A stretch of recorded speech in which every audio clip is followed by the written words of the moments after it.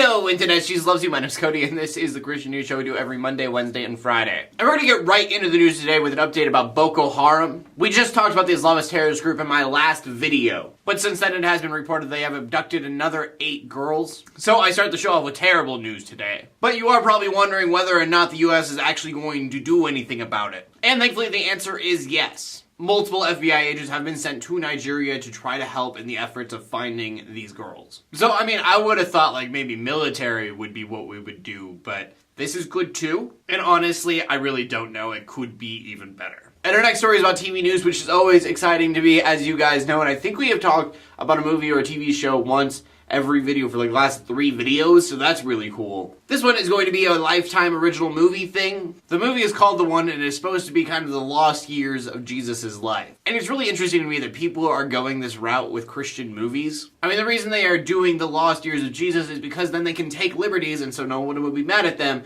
for messing up the Bible in any way. And so I understand that. You want to take liberties so you don't offend Christians, so that is why you were doing the lost years of Jesus. But why don't you just not make a movie about the Bible in any way? Like, a Christian movie does not need to take place in biblical times. I promise you, if you make a modern Christian movie, people will find it relevant because it will be modern. That being said, I haven't watched a lot of Lifetime movies. I'm a little interested in this. I hope it does really well and they do a good job with it, but I just know that everyone is criticizing it before it's already come out, saying that they're worried that it's going to be blasphemous in some way. I just think if you're not trying to offend anyone and you're trying your best to not start any kind of controversy, then you probably shouldn't take the most religious icon from a group of people's religion and try to make that the main character of your fictional story. But again, that being said, I do hope it does really well and that it does turn out to be a great movie. And our final story of the day is an interesting story about the Supreme Court and prayer. This is because 2 days ago they voted in favor of prayer in public meetings. The whole debate started because a town called Greece, New York, was having prayer at their public meetings, which upsetted a Jewish person and an atheist. According to the Supreme Court, the idea of the prayer and its purpose is not to exclude people